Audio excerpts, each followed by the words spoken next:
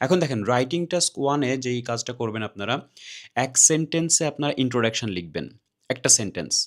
এখন একটা সেন্টেন্স বলতে একটা লাইনকে বোঝাচ্ছি সেটা না। সো একটা সেন্টেন্স আপনার ৩ টা লাইন নিয়ে হতে পারে। এখন এই ইন্ট্রোডাকশনটা কিভাবে লিখবেন? প্রশ্ন এবং চিত্র এই ২ টার কম্বিনেশনে আপনাকে ইন্ট্রোডাকশনটা ক্লিয়ার করতে হবে। দেন হচ্ছে ওভারভিউ। ওভারভিউ হচ্ছে ২ টা সেন্টেন্সে ক্লিয়ার করবেন।